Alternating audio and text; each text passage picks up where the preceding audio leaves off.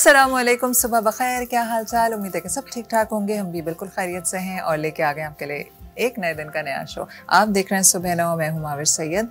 रोज़ की तरह आज भी मेरा कोई ना कोई एक भाषण होता है जो सुबह रेडी रहता है। अच्छा, मैं कभी कभी सोचती हूँ कि ज़रूरी नहीं कि जो बात मैं सोचती भी आई हूँ गाड़ी में वो मैं आपसे कहूँ भी, लेकिन I can't control my self. मेरी कल किसी से बात हो रही थी और वो ये कह रहे थे कि उनका कोई ब्रेकअप हो गया और उन्होंने मुझे कहा कि माविश मैं मूव ऑन कर ही नहीं पा रहा हूँ।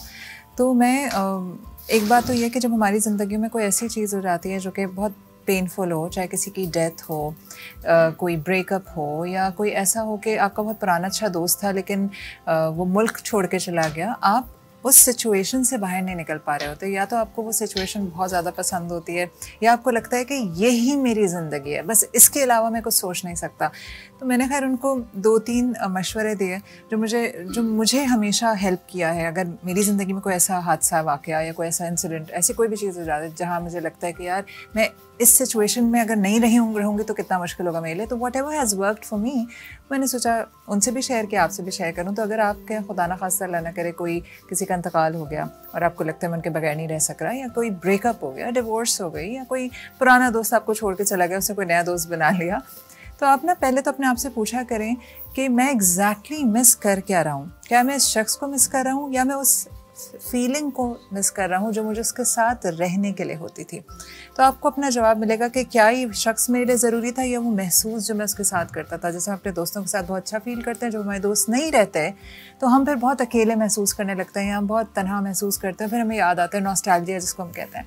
दूसरा, क्या ऐसा तो नहीं कि आपको ये लगता है कि this is the picture that I create in my mind. जैसे बहुत से लोग डिवोर्स पूरी ज़िंदगी इसलिए नहीं लेते कि उन्हें ये लगता है कि मैंने अपनी जो ज़िंदगी की एक तस्वीर बनाई थी उसमें मियाँ बीवी 2 बच्चे थे, तो मैं बगैर शौहर के, बगैर बीवी के कैसे रह लूँ। अब वो लड़ रहे हैं, मर रहे हैं, सर फाड़ रहे हैं एक दूसरे का, लेकिन वो जो पिक्चर उन्होंने अपने दिमाग में क्रिएट की थी उन्हें उस पिक्चर में कोई तब्दीली नहीं चाहिए। तो अपने आप को आप ये बताना है कि इट्स ओके, जो मैंने सोचा था अगर वैसा नहीं है तो it's all right, there could be something else. ज़रूरी नहीं हर चीज़ उसी तरह से हो जिस तरह मैंने इन्विजन की, जिस तरह मैं इमेजिन करता हूँ। और तीसरी, जो कि सबसे इम्पॉर्टेंट बात यह है कि इस वक्त आपके कंट्रोल में क्या है। क्या आप शख्स को वापस बुला सकते हैं? क्या आप जिसका इंतकाल हो गया उसको दोबारा ज़िंदा कर सकते हैं? क्या जो दोस्त आपका किसी और मुल्क में सेटल होने चला गया, कनाडा, अमेरिका, कहीं पर भी, क्या वो आपके लिए अपनी इमिग्रेशन छोड़ के वापस आ सकता है? अगर ऐसा नहीं है तो आपके कंट्रोल में सिर्फ़ और सिर्फ वो फीलिंग है, वो रिस्पॉन्स है। तो अपनी फीलिंग्स को, अपने रिस्पॉन्स को कंट्रोल करना आपके हाथ में है, तो वो करें जो आपके कंट्रोल में। पहला, आइडेंटिफाई कर लें कि आप महसूसात को या एहसास को मिस कर रहे हैं, उस बंदे की ज़रूरत है। अगर ऐसा कुछ है तो just handle yourself, start doing things जो कि वो शख्स करता था, या फाइंड समबडी एल्स। दूसरा, ये जहन में रखिए कि जो आपने सोचा था वैसा नहीं हुआ तो उसका मतलब है there is something better waiting for you, या अल्लाह ताला आपको किसी और चीज़ के लिए प्रिपेयर करना चाहता है। और तीसरा, आपके कंट्रोल में आपका रिस्पॉन्स है। दोनों रिस्पॉन्सेज आपके कंट्रोल में, या तो रोते रहें, रोना धोना करें, दुख में रहें, हर वक्त परेशान रहें, या फिर अपने आप को समझा लें कि चलो जो हुआ सो हुआ। दुनिया भी बड़ी खूबसूरत है, लोग भी बहुत हैं, बहुत सारे बड़े आज़म हैं, कहीं ना कहीं मुझे कोई ना कोई अपनी मर्ज़ी का मिल जाएगा। और यकीन रखिए कि ज़रूर कोई ना कोई अल्लाह ताला ने आपके लिए रखा हुआ होता है। हर रिश्ते का नेमल बदल होता है, नए दोस्त भी बन जाते हैं, नई बीवी भी आ जाती है, नया हस्बैंड भी आ जाता है। बस ये है कि अगर माँ बाप का कोई खला पुर नहीं कर सकता तो कोई ज़रूरत भी नहीं है। क्यों हम सोचते हैं कि कोई पुर करेगा? हम उनकी यादों के सहारे ज़िंदगी गुजार लेते हैं। और एक अमिताभ बच्चन का बड़ा फेमस वीडियो था जो कि मैंने देखा था, उन्होंने कहा था कि माँ बाप मरते नहीं हैं, वो हम में कहीं ना कहीं ज़िंदा होते हैं। किसी को अपने माँ बाप जैसी आंखें रखता है, किसी का बात करने का अंदाज़ वैसा होता है। तो there is always good memories to cherish. Move on करना सीखिए और सिर्फ ये अपने आप से पूछिए कि अब ये जो हो गया है इस वक्त मेरे कंट्रोल में क्या है। मेरे कंट्रोल में सिर्फ और सिर्फ दुनिया का एक शख्स है, वो है मेरा अपना आप और मेरा रिस्पॉन्स टू द सिचुएशन। उसको इम्प्रूव करिए and accept everything as it is. जैसी हम चाहते हैं वो मत सोचिए, जैसी है उसको एक्सेप्ट कर लें, क्योंकि जब हम एक्सेप्ट कर लेते हैं हमारे तमाम मसाइल हल हो जाते हैं। मैं एक ब्रेक ले रही हूँ, ब्रेक के बाद मैं आपको लेके चलूँगी होम शेफ़ के पास। होम शेफ़ जो हमारे साथ मौजूद हैं, आप उनको पहले भी हमारे शो पे देख चुके हैं, नबीला एजाज उनका नाम है, बहुत ही कलरफुल लाइवली पर्सनैलिटी हैं। अभी मैं आपको उनसे मिलवाती हूँ और जानते हैं कि आज बन क्या रहा है। मिलते हैं इस छोटे से ब्रेक के बाद।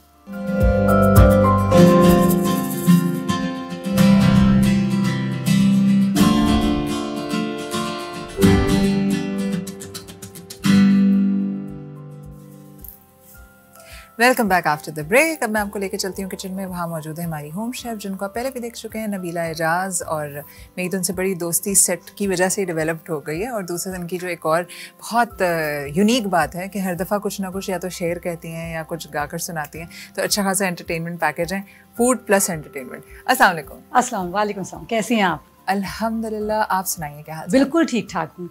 और आजकल मैं भी आपको बताऊँ, कुकिंग के साथ घर के साथ ज़रा सी मसरूफ़ रह रही हूँ, क्योंकि आपको पता है कि ये महीना कितना अहम है हमारी ख़वातीन के लिए। बिल्कुल, जिस तरह हमारे मतलब लोग सेलिब्रेट करते हैं और लोग मनाते हैं, तो हमारे यहाँ कुछ इवेंट्स और वही चल रहे हैं, क्योंकि पूरा पूरा वीक ये चलता है। हाँ। तो मैं भी बड़ी एक्साइटेड होती हूँ, क्योंकि मुझे तो ख़वातीन का मतलब एहतराम करना, ख़वातीन की एक कामयाबी और उनकी जद्दोजहद जो कर रही हैं, हाँ, और ज़िंदगी में आगे बढ़े जा रही हैं, तो मुझे तो ये बहुत ही अट्रैक्ट करती है चीज़। और मैं उनको देख के और सीखती हूँ कि फ़लाँ ख़वातीन ये कर रही है, जैसे आप हैं, आपको देख के एक मोटिवेशन आती है माशाल्लाह।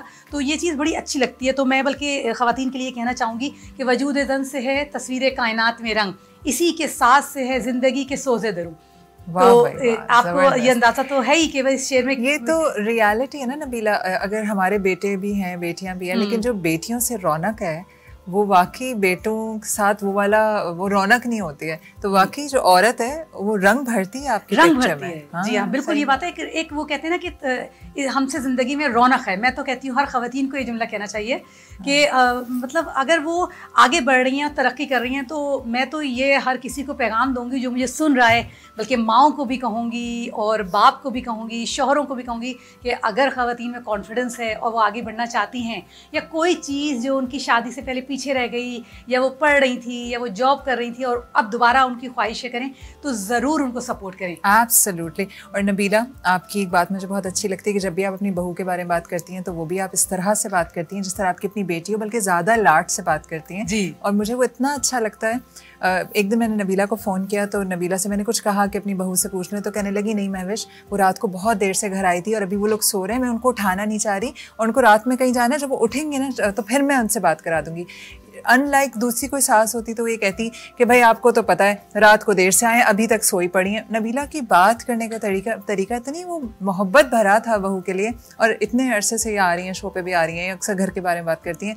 नेवर अ सिंगल टाइम कि इन्होंने कोई भी बात बहू के ख़िलाफ़ की हुई, हिंट ही दियो, जो आम हमारा ख़वातीन का तरीका है। तो Nabila, I think you are the role model for lot of other mothers in law. इतने खूबसूरत सासों के लिए आप एक रोल मॉडल है। नहीं, आपकी बहुत बड़ी बात है कि आप इतने खूबसूरत मुझे अल्फाज ये बात मैंने नोटिस की और आज मैंने कहा कि नाज़रीन के साथ शेयर करूं। नहीं, मगर आपकी इस बात पे मैं आपको ये बात भी जरूर शेयर करूंगी कि कहते हैं ना कि दो हाथ से ताली बजती है। जी जी। तो पहले तो मैं इस बात को ध्यान नहीं देती थी कि क्या गहराई है इसकी, मगर ये सच है।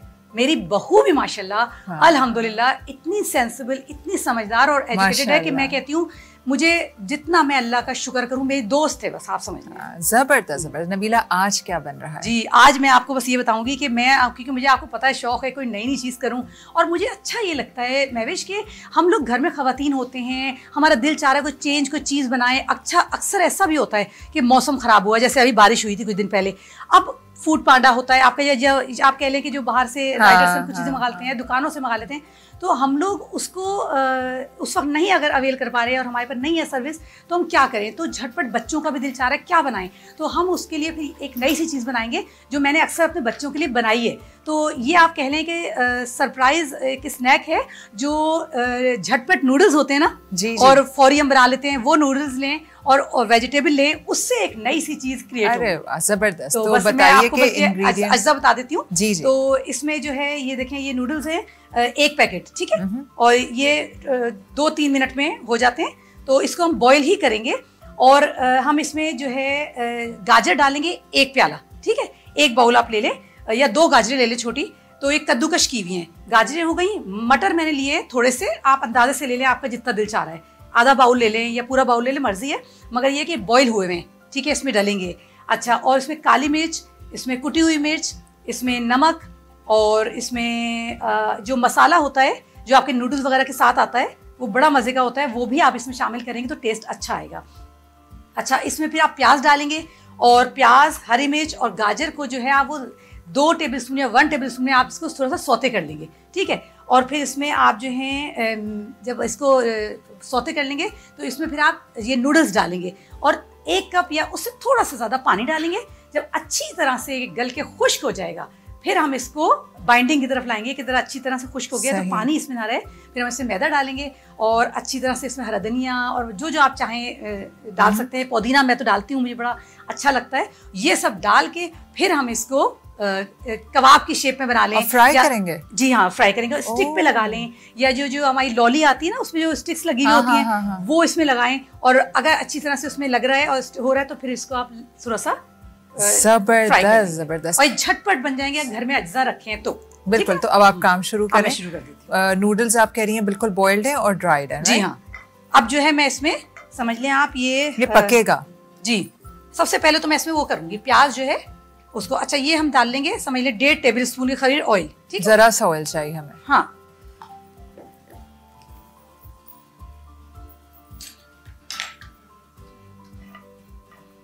और ये छोटी प्याज एक ले लीजिए।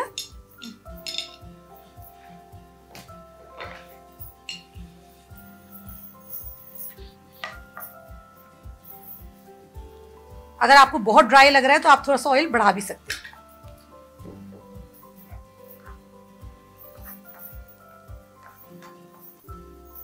और महविश, आज आपका टॉपिक भी बड़ा अच्छा लगा मुझे। हाँ, आज हम बात करें अदम बर्दाश्त। जी हाँ, ये बहुत जबरदस्त टॉपिक है और मेरे ख्याल में महविश ये ज्यादातर घरों में ये मसला है। एब्सोल्युटली, बिल्कुल। और बल्कि मैं आपको सुबह इस टॉपिक पे एक मूड अच्छा कर देती हूँ। मुझे बड़ा शौक है कि कोई किसी के चेहरे पे हंसी आ जाए। तो बड़ा मजे का एक लतीफा मैंने 2 दिन पहले सुना कि एक डॉक्टर साहब के पास एक शौहर साहब गए और उनके 3 दांत टूटे हुए थे। तो उन्होंने कहा कि भाई ये तुम्हारे 3 दांत कैसे टूट गए? तो उन्होंने कहा भाई मेरी बेगम ने रोटी जो है वो कड़क बनाई थी और जली हुई बनाई थी। तो वो कहने लगे तुम खाने से मना कर देते। तो कहने लगे डॉक्टर साहब मैंने खाने से ही तो मना किया था। तो ये 3 दांत ऐसे टूटे। तो ये अदम बर्दाश्त की एक मजे की मिसाल है। सही। तो मैं बड़ा एंजॉय कर रही थी जब मैंने सुना। तो मैं तो ये कहूँगी कि आजकल लोगों में बर्दाश्त की जो कमी हुई है इसी से मसले बढ़ रहे हैं। एब्सोल्युटली। लेकिन हम बात कर रहे थे, इसका हल बहुत जरूरी है। बिल्कुल, हम बात कर रहे थे लेकिन ब्रेक में ना कि अदम बर्दाश्त के वजूहात हैं। ऐसा नहीं हुआ कि अचानक से कोई गुस्से में रहने लगा या फट पड़ा है। मगर हर चीज़, मुझे लगता है कि दुनिया में कुछ भी हो रहा है। और भी जो मैंने शुरू में एक बात कही थी कि एक ही चीज़ आपके कंट्रोल में है, वो आपका अपना आप। बिल्कुल, इसके अलावा आप दुनिया में किसी को कंट्रोल नहीं कर सकते। तो अगर आप अपने गुस्से पे काबू पा लें, या आप ये मान लें कि चलो ठीक है जो हुआ खैर है, या ये सोच लें कि वो पता नहीं इस वक्त किस फ्रेम ऑफ माइंड में था। मैं तो ये सोचती हूँ कि पता नहीं कौन किस सिचुएशन से गुजर रहा है, किन हालात से गुजर रहा है। तो बेहतर है कि आप मामले को बढ़ाएं नहीं। जी, और ये बात है कि अगर पेरेंट्स जो हैं वो इस बात में नहीं ध्यान करेंगे और बहुत लूज टेम्पर होंगे तो ये चीज उनका बच्चा देख रहा है। और ज्यादातर ऐसा होता है कि जरूरी नहीं है सारे बच्चे ऐसे हों। घर का कोई एक बच्चा भी इस चीज को देखकर बाकायदा इसको सीख लेता है और वो फिर वही रिएक्शन देता है जो उसके पेरेंट्स ने दिया। मैं आपको ना फनी वाकया सुनाती हूँ। अभी मेरे ही मोहल्ले में हुआ। 4-5 दिन पहले की बात है, जिस दिन बारिश हुई है ना, उसके बल्कि बारिश ही हो रही थी। तो थोड़े अचानक मोहल्ले में सड़क पे लड़ाई की आवाज़ आनी शुरू हुई और इतनी लड़ाई। फिर हमने देखा हो क्या रहा है। तो थोड़ी देर पुलिस आ गई, इतनी लड़ाई। अच्छा। बाद में मैंने अपने चौकीदार से पूछा, मैंने कहा हो क्या रहा था? कहने लगा वो उन लोगों के यहाँ दावत थी, मेहमान आए थे तो कुछ झगड़ा हो गया खाने पे। उन्होंने बंदे बुला लिए, उन्होंने ही बंदे बुला लिए। यार सोचिए, और पौश इलाका और पढ़े लिखे लोग, इतनी लड़ाई हुई कि फिर किसी मोहल्ले वाले ने पुलिस बुलाई। जब पुलिस आई है तो मामला रफा दफा। अदम बर्दाश्त की जो आप ये मिसाल दे रही है, ये सेम एग्जैक्टली आज से 1 साल पहले मेरे घर में, मतलब मेरे नेबर्स में हुआ था। और बच्चों ने कोई बदतमीजी की जिस पर एक साहब को गुस्सा आया और उन्होंने इसी तरह कॉल कर ली। पूरी गली में तमाशा लगा, सब हमारी एंटरटेनमेंट। सेम ये चीज जो आप बता रही हैं यही हुआ था। और पता है बारिश हो रही थी, मैं सोच रही थी कि सड़क पे खड़े होकर लड़ रहे हैं, बड़ी गाड़ियों में आए हुए थे वो जो लैंड क्रूजर और प्राडो में। मुझे इतनी हंसी आई थी। मैंने कहा और खाने। अच्छा, मैं भी इसमें देखें, अब हमने ये प्याज थोड़ी सी ब्राउन हो गई है तो इसमें हम गाजर डालेंगे। अच्छा, ब्राउन करनी है प्याज? जी हाँ, लाइट सी करें। और एक गाजर भी 1 प्याली के करीब हमने ले लिए। और अब बाकी भी सब्जियां इसमें फटाफट जाएंगी। वो भी डलेगी, हरी मिर्च भी डलेगी साथ ही जब हम सौते कर रहे हैं तो। और जिसको हरी मिर्च ज्यादा पसंद है वो इसे ज्यादा डाल ले। अच्छा, मसाले हम इसमें बाद में डालेंगे। ठीक है, ये हल्का सा हम थोड़ा सा गाजर को वो कर लें क्योंकि गाजर थोड़ा सा नरम हो जाए थोड़ी। बिल्कुल, गाजर थोड़ा टाइम लेती है। और उसको थोड़ा सा पहले आप जब चाइनीज बनाएं या राइस बनाएं, नूडल्स बनाएं तो सब्जी में गाजर पहले डाल लें। बिल्कुल सही। ठीक है। अच्छा, मसाले मैं इसमें भी नहीं डाल रही हूँ। अब मैं इसमें नूडल्स डालूंगी और पानी डालूंगी। ठीक, पानी भी डालेंगे आप? जी हाँ, पानी ताकि थोड़ा सा बॉईल होगा। अच्छा देखिए, ये 1 पैकेट के करीब मैंने इसमें नूडल्स लिए हैं। ये नूडल्स बॉइल्ड है ना? नहीं।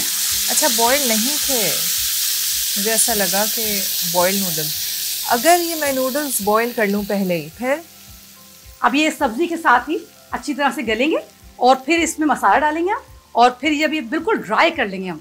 इसे चूल्हे पे ही हम करके इसे बिल्कुल ऐसा कर लें कि मतलब बाइंडिंग, हाँ, जब बनाएं तो कबाब की शेप आए या कुछ हो तो सेट हो जाए। और ये बिल्कुल सिंपल चीज है। हाँ। आपके घर में कोई भी चीज नहीं है तो आप ये इसको बना लें। अच्छा, मुझे बताएं, मैंने सोच रही हूँ कि आपसे सारा ही प्रोसेस, क्योंकि इट विल टेक टाइम, तो मैं ब्रेक ले लूंगी और फिर मैं अपने सेगमेंट की तरफ चली जाऊंगी।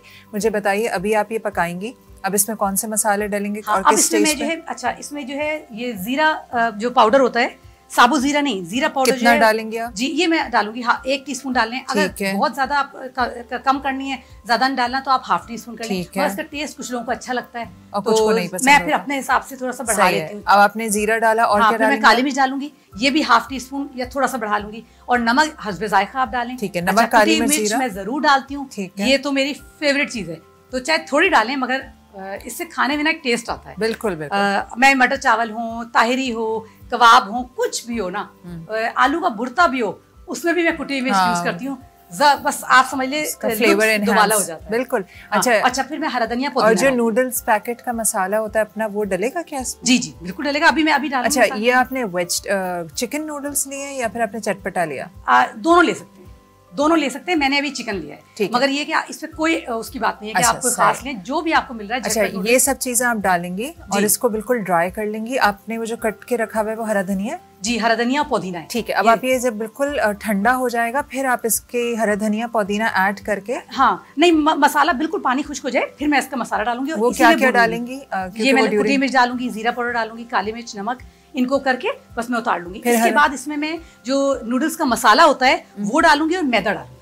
मैदा कितना? मैदा आप समझ लें ½ प्याली, या उसके हिसाब से बढ़ा लें। अगर आपकी को लग रहा है कि जरा से अभी ये जूसी लग रहे हैं, इसमें पानी है जरा सा, और बिल्कुल ड्राई करना है, तो मैदा थोड़ा सा बढ़ा सकते हैं अपने हिसाब से। अच्छा, उसके बाद बस फिर इसके हमने कबाब बनाए। ये देखिए, मैं आपको दिखा भी देती हूँ। ये जो इसकी स्टिक्स आती है ना, इस पे लगा लें। इस पे नहीं हो रही तो आप जो थोड़ी सी चौड़ी स्टिक्स आती है लॉली वगैरह की, उस पे लगा लें, तो ये उस पे जरा बच्चों के लिए ना अट्रैक्शन हो जाता है। और हम इसको डीप फ्राई करेंगे, शैलो या फिर हल्के तेल में फ्राई? नहीं, आप इसको बिल्कुल उसमें कर लें, और डीप फ्राई जरूरी नहीं होता। मैं तो डीप फ्राई जरा ज्यादा नहीं करती। सही है। तो मैं जब वापस आऊंगी तो फिर हमारे कबाब रेडी होंगे और फिर हम गजरेला बनाएंगे। बिल्कुल बिल्कुल। चलें, ठीक है। ऑल राइट, मैं ब्रेक ले रही हूँ और अब ब्रेक के बाद मेरे साथ 2 गेस्ट मौजूद हैं और हम बात करेंगे कि ये जो अदम बर्दाश्त हमारे मुआशरे में हमें हर जगह देखने को, हर जगह ही देखने को मिलता है। आप दुकान चले जाएं, आप सड़क पे देख लें 2 लोग लड़ रहे हैं। अभी मैंने वाकया सुना है कि मोहल्ले में दावत के खाने पे लड़ाई हो गई, सड़क तक लड़ते रहे जब तक पुलिस नहीं आ गई। क्या वजह है कि हम इस कदर वो हो चुके हैं, फ्रस्ट्रेटेड हो चुके हैं, या हर वक्त हम इस कदर गुस्से में रहते हैं? इसके पीछे बहुत सारे मुहर्रिकात हैं, बहुत सारी हमारी पूरी हिस्ट्री रही है परेशानियों से भरपूर। हम इससे बात करेंगे और इसका इलाज क्या है, सोसाइटी किस तरह अफेक्ट हो रही है और करने वाला क्या काम है अब। तो मेरे साथ 2 मेहमान मौजूद हैं, मैं भी आपको उनसे मिलवाती हूँ। छोटे से ब्रेक के बाद आपने कहीं नहीं जाना है।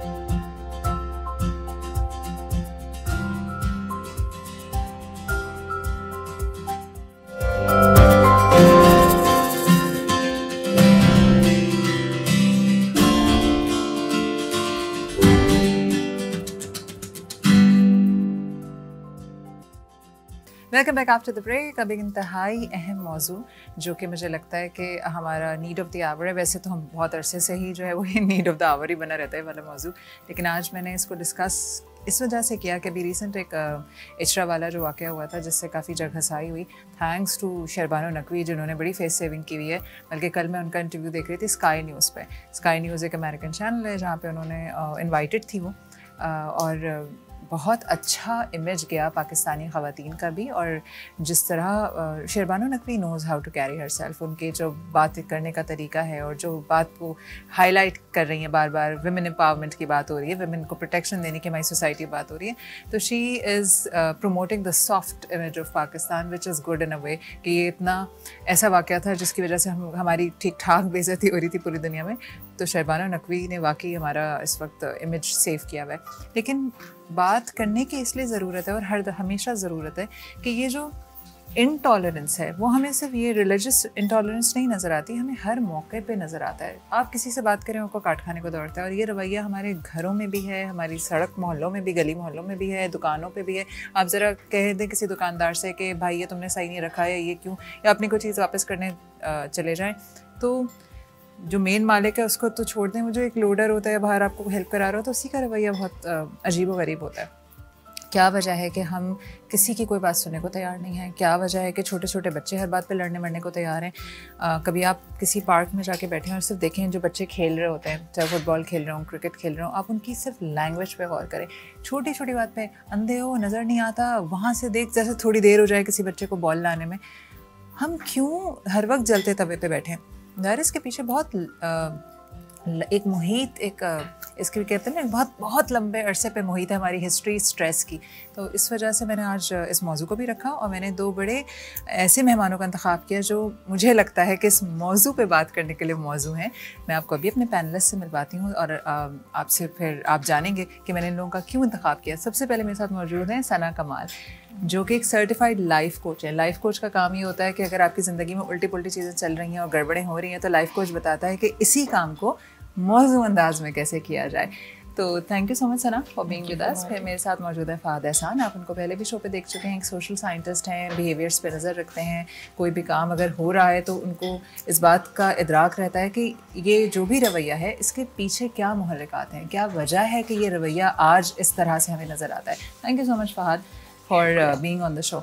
फहद, सबसे पहले हम बात करते हैं कि जो आज हम रवैया देखते हैं, या हम देख रहे हैं कि अगर बच्चा बॉल भी उठाने गया और देर हो गई है तो बाकी जो टीम है वो उस पर चिल्ला रही है, तो ये रवैया बच्चों से लेके बड़ों तक हर जगह यकसा है। क्या वजह है कि हम वाकई हर वक्त जलते तवे पर ही बैठे रहते हैं? शुक्रिया बुलाने का शो में एक दफ़ा फिर। अच्छा देखिए, बच्चों का जो रवैया है और हम जो एक दूसरे को थोड़ा पुश करते हैं towards doing something that we want, वो एक ग्रुप साइकोलॉजी है जिसके अंदर ज़रूरी होता है कि पुश किया जाए। क्योंकि अगर हम ऐसा नहीं करेंगे तो we as individuals we tend to become sluggish, we don't want to do things that we should do. एक स्टडी हुई, ये जो ट्रक ड्राइवर्स होते हैं ये आपस में एक दूसरे को बहुत ज़्यादा पुश करते हैं ये, और वर्बल अब्यूज़ करते हैं। क्यों? क्योंकि इनकी है हाई रिस्क जॉब, और ये चाहते हैं कि उस हाई रिस्क के दौरान जब ज़रूरत पड़े तो their partner should be of some calibre who can deal with these risks. क्योंकि अगर वो आम हालात में उन्हें एज पे पुश नहीं करेंगे एक दूसरे को, तो जब मौका मिलेगा तो वो तब भी अपना काम नहीं सही तरीके से कर पाएंगे जैसा कि करना चाहिए। तो किसी हद तक ज़रूरी भी है, लेकिन इन जनरल जब हम बड़े हो जाते हैं, हम ग्रुप्स में बढ़ जाते हैं, हम एथनिक, नेशनल, लैंग्वेज, ज्योग्राफिक, इन लाइंस के ऊपर जब बटे होते हैं, तो हम हर ग्रुप जो है वो ये समझना चाहता है कि मैं ज़्यादा बेहतर हूँ और दूसरा जो है वो कमतर है। And it goes back to prehistoric times of course. एक बड़ी अच्छी कोट मैंने पिछले दिनों पढ़ी, दैट वी have ancient emotions, we have medieval institutions, and we have Greek mythological gods like technology in hand. Why we have that in ancient emotions? क्योंकि जब केव मैन थे, हम गारों में रहते थे, जंगलों में रहते थे, तो चॉइस नहीं थी आपके पास कि आप कोई ऐसा काम करें जो कि नहीं करना चाहिए, and you would lose your life. तो जब रिस्क पे लाइफ हो तो you tend to become very agitative, you tend to become intolerant of things which are not supposed to be done. If I am a head of a little group, I would want everything and anything to be done as per my whim and wish. अगर ऐसा नहीं होगा तो I would just ask others to maybe kill that person. क्यों? क्योंकि वो दूसरों की जिंदगी खतरे में डाला। लेकिन अब हम उससे बहुत दूर आ चुके हैं। हमारा एंशिएंट जो इमोशन है वो अभी तक वहीं पर मौजूद है, हम उससे बहुत दूर आ चुके हैं। अब हम सिविलाइज्ड, सिविक सेंस में सोसाइटीज़ में रहते हैं, और उसके लिए हमें एजुकेशन मिलती है, हमें टॉलरेंस सिखाई जाती है, लेकिन नॉट इनफ आई थिंक। हमें ये समझने की ज़रूरत है कि जो दायरा कार जो बनाया जाए, जो स्कूल्स में पढ़ाया जाए, हमें घरों में तरबियत दी जाए, उसके अंदर ये इस बात पे बहुत ज़्यादा जोर देना चाहिए कि कहाँ पे बाउंड्री आती है जहाँ पे आप दूसरों को उनका मकाम दें और अपना मकाम कायम रखें। तो give respect and have respect वाला कानून यहाँ पर भी चलेगा। तो मुहर्रकात तो बहुत सारे हैं, पॉलिटिकल है, इंस्टेबिलिटी है, आपकी जो है वो इकोनॉमिक इंस्टेबिलिटी है, और ये सारी चीज़ें मिलके, और फिर सबसे ज़्यादा नाइंसाफ़ी जब वो आपके माशरे में बहुत ज़्यादा होगी तो इंटॉलरेंस तो खुद ब खुद पैदा होगी। क्यों? क्योंकि I was suppose to be getting something but I didn't because of some inappropriate action of some high-end people and person, तो मेरे अंदर इंटॉलरेंस पैदा हो जाएगी, जो कि मैं रिफ्लेक्ट करूँगा सोसाइटी में अपनी डीलिंग से, मेरे आसपास के लोगों में, मेरी फैमिली में, और मेरे लार्जर ग्रुप ऑफ फ्रेंड्स में, सब में ये चीज़ सामने नज़र आएगी। True, very true. अच्छा सना, अभी जैसे उन्होंने कहा कि इंटॉलरेंस का एक बहुत बड़ा रीज़न है नाइंसाफ़ी, विच वी ऑल एग्री, क्योंकि हमें इंसाफ ज़रूरी नहीं कि हमें कोर्ट से इंसाफ नहीं मिल रहा, आम रवैयों में भी, आम ज़िंदगी की डीलिंग में भी, अगर मुझे ऐसा लगता है कि मैं ये डिज़र्व करता हूँ, क्योंकि हमें लगता है हम इंटाइटल्ड हैं किसी न किसी चीज़ के लिए, और इस तरह मुझे नहीं कोई इज़्ज़त नहीं मिल रही, या मुझे कोई मकाम नहीं मिल रहा है, या मुझे अपॉर्चुनिटी नहीं मिल रही, तो वहाँ से थोड़ा सा वो पैदा होता है इंसान के अंदर, बेबसी जो है वो फ्रस्ट्रेशन को जन्म देती है। And this trickles down to families. फिर शोहर अगर बदमिजाज हो गया है तो वो बीवी पे गुस्सा निकालेगा, बीवी बच्चों को मारेगी, और इस तरह एक सोसाइटी का भी चल रहा है। You being the life coach, और इस तरह के आपके पास केसेस भी आते होंगे, ऑब्जर्व भी करती होंगी, what do you think, what are the most common जो मैनिफेस्टेशन या बिहेवियर्स हैं जो हम आजकल देख रहे हैं? अच्छा, अब लाइफ कोच होने के साथ since I am parenting counsellor too, तो फिर यू सेड इट राइट कि काफ़ी सारे केसेस ऐसे आते हैं जहाँ पर बहुत इनिशियली एक चीज़ जो है एक रिपल इफेक्ट बाद में बनता है, लेकिन बेसिक इशू ये है महविश कि हम फ्रस्ट्रेट कब होते हैं? फ्रस्ट्रेट तब होते हैं जब हमने एक सर्टन सेट ऑफ एक्सपेक्टेशंस अपने लिए सेट किया हुआ होता है, and when we don't meet it at any age group, किसी की भी बात कर रही हूँ, चाहे वो बच्चे हों, बड़े हों, बूढ़े हों, प्रोफेशनल लाइफ में हो या पर्सनल लाइफ में हो, जब वो एक्सपेक्टेशंस हमारी मीट नहीं होती हैं तो हम फ्रस्ट्रेट होना शुरू हो जाते हैं। अच्छा, ऐसा नहीं है कि हमेशा से ही इसी तरह से थे, एक जनरेशनल ट्रॉमा भी होता है, लाइक फहद सेड, एक हिस्ट्री भी हमारी सारी चलती आ रही है। तो मज़े की बात यह है कि अगर हम इस चीज़ को थोड़ा सा एड्रेस करें कि फ्रस्ट्रेट तो चलो ठीक है हो रहे हैं, नाइंसाफ़ी आपने कह रही वो भी अपनी जगह एक जायज़ है, सही है। एक तो पेशेंस की कमी है हमारे यहाँ, और एक एक्सेप्टेबिलिटी नहीं है, वो एम्पैथी नहीं है, वो एक्सेप्टेबिलिटी नहीं है कि हम हालात को भी एक्सेप्ट करें और लोगों को भी एक्सेप्ट करें, लोगों के बिहेवियर को भी एक्सेप्ट करें, थोड़ा किसी को स्पेस दें। जहाँ तक लोगों की बात आती है वहाँ तो हम बहुत ही इंटॉलरेंट हैं, थोड़ी सी हम में सुपीरियॉरिटी भी कहीं कहीं आ जाती है, कहीं कहीं हम बिल्कुल समझते हैं कि नहीं, एम्पैथी भी ख़त्म हो जाती है।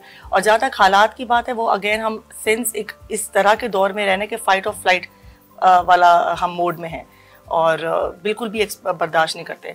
अच्छा, दूसरा जहाँ तक फैमिली सिस्टम की बात है, लाइक यू सेड कि हाँ बिल्कुल, एक हेड ऑफ़ द फैमिली अगर फ्रस्ट्रेटेड है, फॉर इंस्टेंस एक हस्बैंड है जो फ्रस्ट्रेटेड घर आ रहा है या किसी भी जो भी हालात पेश करते हुए, वाइफ वो चीज़ नोट करेगी, वो थोड़ा सा फ्रस्ट्रेशन उस पर उतरेगी, फिर वो बीवी जो है वो बच्चों पे उतारेगी, तो वो ट्रिकल डाउन करके यू आर राइट, पूरा इफेक्ट बच्चों तक आ जाएगा।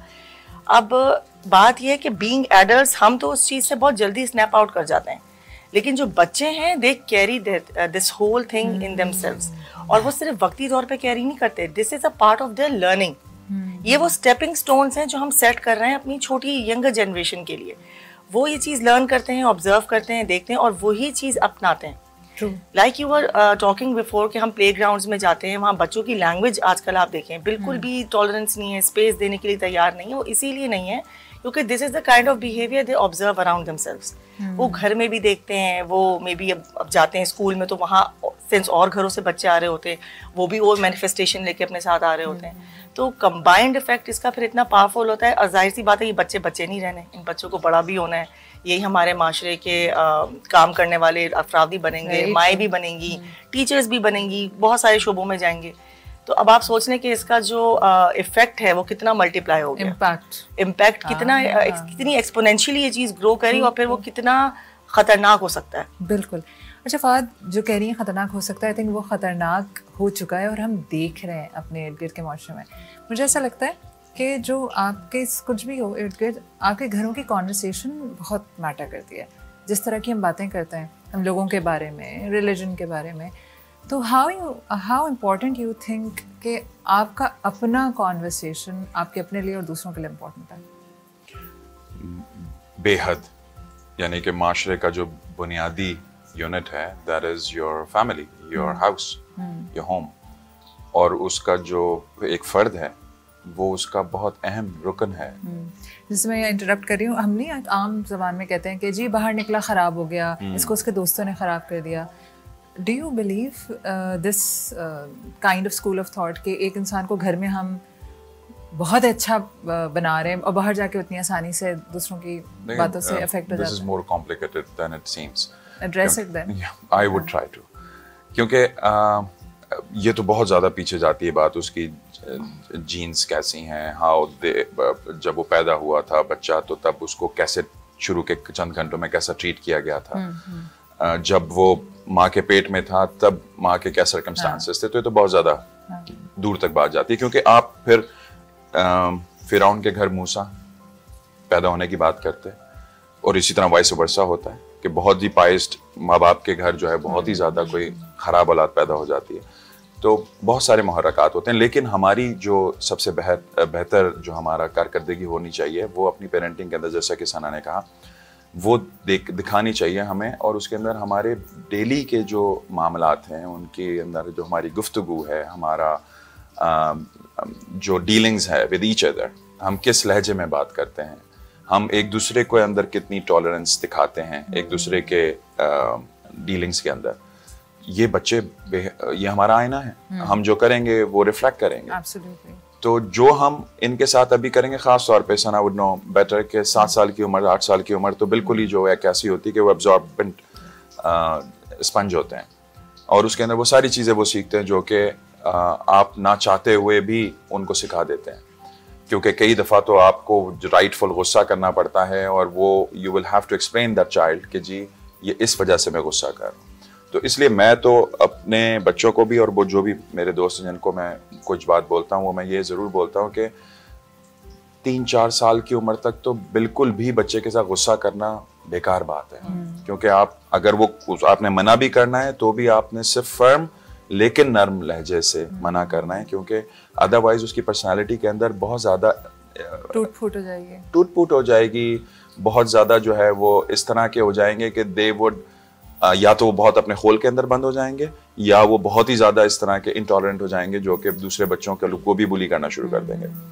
तो हमारी रोज़मर्रा का रहन सहन, हमारा एक दूसरे से कलाम, हमारा अपने मुलाजमीन से कलाम, ये बहुत ज़्यादा सिखाता है हमारे बच्चों को, और जो हम डेली की बुनियाद पे प्रैक्टिस करेंगे खुद से, वही हम इन जनरल प्रैक्टिस भी करेंगे, वही हम रोड पे भी प्रैक्टिस करेंगे। बिल्कुल।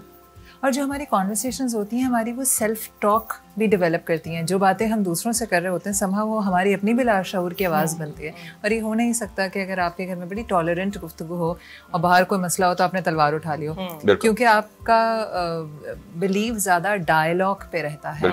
सना, अब जो जैसे सिंस यू आर, आपने कहा कि पेरेंटिंग काउंसलर भी हैं और लाइफ कोच भी हैं, तो मुझे बताएं कि बहुत दफ़ा अब जैसे यही बात हो रही थी कि बहुत कॉम्प्लिकेटेड है कि कभी कभी माँ बाप अच्छे होते हैं मगर बच्चे गड़बड़ निकल आते हैं।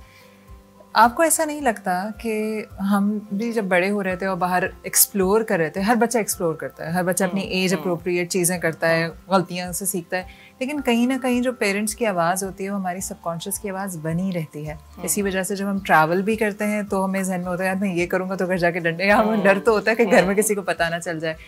तो हाउ इम्पोर्टेंट इट इज़ कि आपके घर का जो नॉर्म है वो बहुत डिसेंट नॉर्म हो, या एक्सेप्टेंस जो चीज़ों की है वो ज़रा वैसी हो के बच्चा सही बाहर रहे। ठीक है, अच्छा, इसके लिए सबसे पहली बात जो हम, 2 बातें हैं यहाँ पर। एक तो ये कि like far was talking earlier कि बच्चों को डांटना डपटना ये करना, यहाँ पर हम एक चीज़ ये भूल जाते हैं being parents at times, because we are humans too as human, it's completely okay, but what I guide my clients is के डांटना डपटना रीइंफोर्समेंट नहीं है। एट टाइम्स हम एज पेरेंट्स या टीचर्स या एडल्ट हम समझते हैं कि हम डांट रहे हैं तो ये एक रीइंफोर्समेंट का फॉर्म है, क्योंकि रीइंफोर्समेंट तो बहुत ज़रूरी है, लेकिन वो किसी भी तरह से एक रीइंफोर्समेंट में काउंट नहीं होती है। अब अगर आप देखें, नोट करें इस चीज़ को, वो बल्कि एक अजीब सा रिबेलियन अंदर बनाती है बच्चे के। बिकॉज आप एक चीज़ को या तो बैठ के समझाएं, बच्चे को एक्सप्लेन करें, then it would be a little fruitful. वो भी एक तरीके से, like you know Fahad said earlier, एक्सटर्न लहजे में, फर्म लहजे में, नॉट बाय येलिंग और शाउटिंग। बिकॉज हमने अगर शाउट कर दिया, येल कर दिया, बच्चा डर जाता है, एक चीज़ करने से रुक जाता है, हमें लगता है हमारा काम यहाँ पूरा हो गया, the job here is done, which is not. आपने बेसिकली एक उसमें एक दरार डाल दी है उसकी पर्सनैलिटी में, और अब वहाँ से जो भी चीज़ एंटर होंगी ना, वो फिर you can't take responsibility, which is why वही बात है कि तो वो अब कहीं से भी पूरा हो रहा है, बी इट। अच्छा, उसके बाद दूसरा एक ये है कि एक तो ये चीज़ रीइंफोर्समेंट की, दूसरा हम एक डाइवर्सिफाइड माशरे में तो पाल रहे हैं बच्चे को, लेकिन हम डाइवर्सिटी सिखा नहीं रहे। ब्रिलियंट। अच्छा, डाइवर्सिटी सिखाना बहुत ज़रूरी इसलिए क्योंकि जब आप बच्चों को एक्सपोज करेंगे इन चीज़ों से, and by the way when I से एक्सपोज करेंगे, इसका मतलब ये नहीं है कि आप हर साल एक बैकपैक कर करके वर्ल्ड टूर पे निकल जाए और बच्चों को कल्चर सिखाएं। It's a global village literally, everything is on the palm of our hands. इस वक्त आप अगर बच्चों को थोड़े थोड़े सेगमेंट से इंट्रोड्यूस कराएं, मुतारिफ कराएं, डिफरेंट कल्चर से, रिलीजन से, ज़बानों से, ये छोटी छोटी बातें कहने में, लेकिन इससे होता ही है कि इंटरेस्ट पीक होता है बच्चों का, और उसके बाद फिर वो उन चीज़ों को टॉलरेंस उनमें पैदा होती है कि अच्छा चलें, ये हैं तो ये भी इंसान ही है सामने वाला। अब ये टॉलरेंस जेंडर के टूवर्ड्स भी जाती है, ये डिफरेंट एथनिक ग्रुप्स की टूवर्ड्स भी जाती है, रिलीजियस माइनॉरिटी सब की टूवर्ड्स जाती है। अगर आप बच्चे को ये सिखाएं, डाइवर्सिटी सिखाएं उनको, आप बहुत छोटी सी एक एग्जांपल है, आजकल हर दूसरे स्कूल में आप देखें डिफरेंट फॉरेन लैंग्वेजेस बच्चे सीख रहे हैं, which is a very good step. वो इसलिए क्योंकि जब आप लैंग्वेज सीखते हैं तो फाइनली आप थोड़ा थोड़ा कहीं ना कहीं कल्चर भी सीखना शुरू कर देते हैं, फिर वहाँ से बच्चे खुद रिसर्च भी करते हैं। आप एक दफ़ा बच्चों को डाइवर्सिफाइड माशरे में रखते हुए डाइवर्सिटी की डेफिनेशन सिखाएं तो वो सामने वाले को स्पेस भी देंगे, अपना यू नो माइंड में वसत आएगी, सोच में, हर चीज़ में। तो ये चीज़ बहुत इंपॉर्टेंट है, और आई थिंक अगर हम ये करना शुरू कर दें इसको सही मायनों में, इसका प्रैक्टिस। और इसकी अच्छा एक और मज़े की बात जो मैंने नोटिस करी है यूजुअली, वो ये है कि जहाँ मैं अपने क्लाइंट्स को अगर पेशेंस की या टॉलरेंस की बात सिखाती हूँ ना, तो वो इमीडिएटली लोग इस्लाम की तरफ लेके जाते हैं, विच इज़ अ फैक्ट। लेकिन सबसे मज़े की बात ये कि ये बेसिक वाइसेस हर रिलीजन में मौजूद हैं। दुनिया के हर कोई मज़हब आपको ये नहीं बोलेगा कि आप इंटॉलरेंस सिखाएं। आप जो है वो सामने वाले को अगर किसी ने कोई गलत बात करी तो आप पत्थर उठा के देके मार दें। No religion tells you this. Each and every religion जो है वो सारे यही वर्च्यूज आप में वो करते हैं, यही बुनियाद डालते हैं। तो डजेंट मैटर कि आप किस बैकग्राउंड से आ रहे हैं, रिलीजियस बैकग्राउंड क्या है या क्या एथनिक बैकग्राउंड है, these are some of those common things जो पूरी ह्यूमैनिटी बाइंड करती हैं। सही बात। तो आई थिंक ये दो चीज़ें हैं कि आप एक तो रीइंफोर्समेंट का तरीका अपना सही करें, और दूसरा ये कि एक डाइवर्सिटी से बच्चों को मुतारिफ कराएं, ताकि बच्चे जो हैं वो अगर किसी से मिलें, बैठें, इवन ऑनलाइन अगर जाएं, आप देखें आजकल keyboard warriors is the trend. आप एक किसी से एक स्लिप ऑफ टंग हुआ, वो मीम बन गया 2 सेकंड के अंदर। तो वो क्या है? इंटॉलरेंस है। हम ह्यूमर में ले रहे हैं, लेकिन वो एक अजीब सा जनरेशन ट्रॉमा बनता जा रहा है। हमें ऐसा है कि वो जनरेशन ट्रॉमा ना इस तरह मैनिफेस्ट हो रहा है अब कि हम कभी मजाक में मैनिफेस्ट कर रहे हैं, लेकिन वो मजाक नहीं है। नहीं, आपसे मजाक ही नहीं है। आप कभी कमेंट्स पढ़ा करें, जी लान तान, मॉरल पुलिसिंग, दूसरे को अच्छा फिर नीचे कोई लिख रहा होता है कि भाई देखो तो वो क्रिश्चियन है जिसके बारे में बात हो रही होती है, बहुत देर में पता चलता है अच्छा इसका रिलीजन हम वो नहीं है जो आपका। मैं एक छोटा सा ब्रेक ले रही हूँ। ब्रेक के बाद अभी हमने बात की पेरेंटिंग पे, घरों में क्या बात होनी चाहिए थी, लेकिन होनी चाहिए। इसमें सना की एक बात मुझे बहुत अच्छी लगी कि जब आप डांटते डपटते हैं तो आप एक छोटी सी दरार अपने रिश्ते में बच्चे के साथ या उस बच्चे की पर्सनालिटी में एक दरार पड़ती है, जिससे फिर पता नहीं कहाँ से क्या एंटर हो जाए। और यही वजह होती है कि हमारे बच्चे जब हमसे एक पॉइंट आता है, जो डांटने डपटने वाले पेरेंट्स हैं उनसे डिस्कनेक्ट कर जाते हैं। मैं छोटा सा ब्रेक ले रही हूँ। ब्रेक के बाद हम बात करेंगे कि हाउ डज पॉलिटिकल इंस्टेबिलिटी या economic instability is promoting intolerance in the society. मिलते हैं छोटे से ब्रेक के बाद।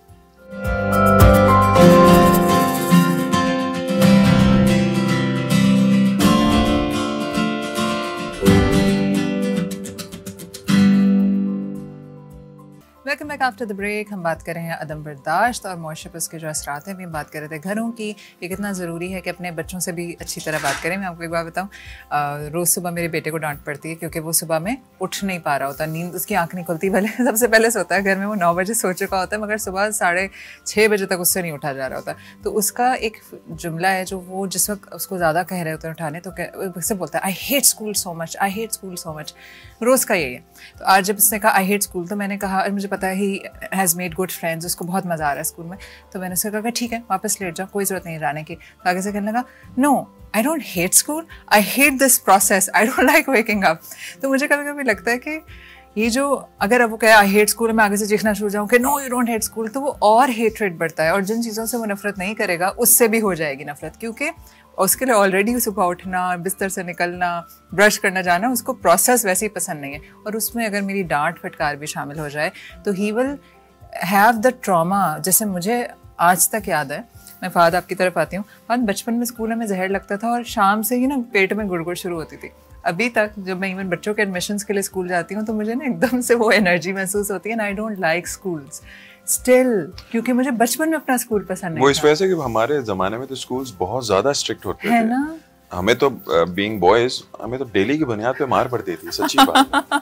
हाँ, जो किस्मत मेरी अच्छी थी कि पाकिस्तान में पढ़ा नहीं, और वो गोरों का स्कूल था तो उन्होंने थोड़ी अभी आप सोच भी नहीं सकते कि बच्चों को कैनिंग हो, अच्छा खासा मारते थे। अब तो कोई टीचर रूड होता है तो ही पेरेंट्स उसकी क्लास लगवा।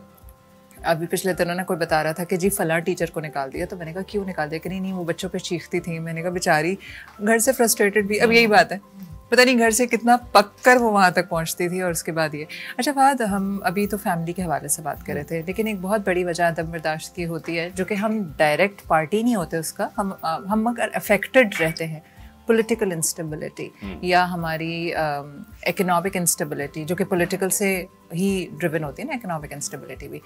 इस पे हम थोड़ी सी बात करते हैं कि how does it affect anyone's behaviour. देखिए, जो सोसाइटी के जो अहम सतून होंगे उसके अंदर एक political system, economic system, judiciary है एंड रिलीजियस सिस्टम। तो इनका तो बहुत ज़्यादा किरदार है अहम। इनमें से कोई भी सिस्टम जो है वो अपना काम सही तरह नहीं कर रहा होगा और वो ऐसी बातें जो है वो इंजेक्ट कर रहा होगा माशरे में जो कि बनेंगी इंस्टेबिलिटी का ज़रिया कि उसके अंदर आप, क्योंकि बहुत बहुत दफ़ा होता है अगर आप जो है सोसाइटी को, पॉलिटिकल सिस्टम्स को थोड़ा सा गौर से देखें तो पॉलिटिकल गेंस के लिए कई दफ़ा डिवीज़न पैदा की जाती है, ताकि जब डिवीज़न होगी तो फिर जो है वो लेफ़्ट एंड राइट अपनी अपनी जगह चले जाएंगे and then the vote banks would attract the right kind of people, right kind of candidates who we support. तो खुद से instability पैदा की जाती है और वो कई तरीकों से पैदा की जाती है। वो कई दफ़ा politically, race and language, geographic जिस तरह पहले बात हुई थी, और ख़ास तौर पे religious basis के ऊपर पैदा की जाती है, जो कि बहुत ज़्यादा triggering point होता है, inflaming point होता है, क्योंकि हमारे लिए रिलीजन बहुत ज़्यादा अहम है और हम उसके ऊपर कोई बात नहीं सुनना चाहते। जो कि इचरा का वाक़या आपने बताया कि जिसके अंदर मे बी के अभी मैंने सोशल मीडिया पे देखा कि एक शख्स जिसने ये सब कुछ पिन पॉइंट करके स्टार्ट किया, उसकी तस्वीर जो है वो वायरल हो रही थी कि जी हाँ इसको भी तो दिखाएं हम कि जिसने ये बात शुरू की थी। तो क्योंकि जो हर्ड होता है, जो ग्रुप ऑफ पीपल होता है, large group of people, they have herd mentality. इनको किसी एक बात के पीछे लगा दो तो वो कहते हैं क्योंकि अब ये भी इतने लोग सही कह रहे हैं, ये कह रहे हैं तो मैं, इसका मतलब मैं, मुझे भी जो हमने बात की ना ग्रुप साइकोलॉजी जो होती है, अगर हम 5 लोग एक बात करेंगे तो छठे को लगेगा इतने लोग कह रहे हैं तो सही कह रहे हैं। बिल्कुल। तो अब हुकूमत का किरदार इसके अंदर, क्योंकि हुकूमत जो है, जो प्रेजेंट गवर्नमेंट है, वो इन सतूनों को चलाती है, इंस्टीट्यूशंस को चलाती है। वो जो कोर्ट थी जिसके अंदर मेडिवल इंस्टीट्यूशंस हैं, तो वो हमारे इंस्टीट्यूशंस पुराने हैं, हमारे जो कानून हैं वो पुराने हैं। इसके बारे में हमें कानून साजी की ज़रूरत है कि कहाँ पर हमें लाइन खींचनी चाहिए, जहाँ पर, और उसकी एग्जाम्पल्स भी बनानी चाहिए। क्योंकि अगर हमने कानून बना दिया और उसके ऊपर अमल दरामद ना करवाया तो वो एक मजाक ही बन के रह जाता है। जब कानून बनेंगे, उनके ऊपर इम्प्लीमेंटेशन होगी और everything goes hand in hand. एक दूसरे का इफेक्ट बहुत ज्यादा है चीजों का। आप ये नहीं कह सकते कि मैं यहाँ पर एक छोटी सी चीज चेंज करता हूँ and it will not have trickle effect on other things. हर चीज एक दूसरे से जुड़ी हुई है। अगर हमें सही तौर पे अपनी सोसाइटी को बेहतर बनाना है तो उसके लिए जरूरी है कि कानून साजी जो हम करें उसको प्रैक्टिकली गवर्नमेंट इम्प्लीमेंट भी करवाए, लेकिन फिर वो रिफ्लेक्ट भी हो उनके दूसरे एक्शंस में। कहीं ऐसा ना हो कि उन्हीं की अपनी स्पीचेस के अंदर हेट्रेड हो, कहीं उन्हीं की स्पीचेस के अंदर वो कहीं पर जो है वो रेसिज्म के ऊपर जो है अपना वोट बैंक खड़ा करने की कोशिश कर रहे हों, कहीं पे वो मजहब की बुनियाद पर वोट बैंक खड़ा करने की कोशिश कर रहे हों। तो हमें इन सारी चीज़ों को एक नज़रिए से देखते हुए इम्प्लीमेंट करना पड़ेगा अक्रॉस द बोर्ड।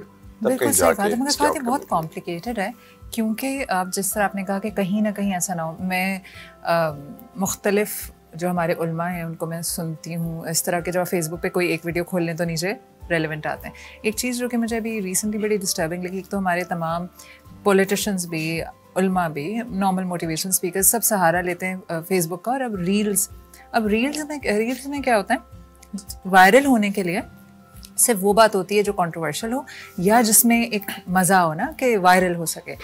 तो मजाक में भी किसी ना किसी का नाम लेना है कि जी कोई अगर सवाल करे फॉर इंस्टेंस कि क्या ये हदीस ऐसा होता है, तो ये नहीं बताएंगे कि नहीं ये ज़ईफ़ हदीस है या ये ऐसा नहीं चाहिए, नहीं जो फलां है वो ये बात कर रहे हैं। हमारी आदत हो गई, हम पहले दूसरे की टांग खींचते हैं, और ये अब हमारा जो एक मिजाज है आई थिंक हम रिफ्लेक्ट करने लगा है हमारे बड़ों में भी। बड़ों से मुराद ये कि रिलीजियस लीडर्स में भी, पॉलिटिकल लीडर्स में भी, विच इज़ वेरी डेंजरस, क्योंकि उससे सही मौजू से तो हट जाते हैं, किसी और के हम हंसी उड़ाते हैं। आप सोचें मेंबरों पे बैठ के हम हंसी उड़ा रहे हैं, हम कोर्ट्स में बैठ के जजेस मजाक उड़ा रहे हैं। दूसरा मुझे ऐसा ये भी लगता है कि ये स्टेम हुआ ही हमारे घरों से, क्योंकि हम अपने घरों में एक दूसरे का मजाक उड़ाते हैं, हम अपने चचा की फैमिली का मजाक उड़ाते हैं, हम अपने कॉलीग्स का मजाक उड़ाते हैं, और जब हम में से ही कोई किसी बड़े प्लेटफॉर्म को हेड करने लगता है तो मिजाज तो हमारा वही है।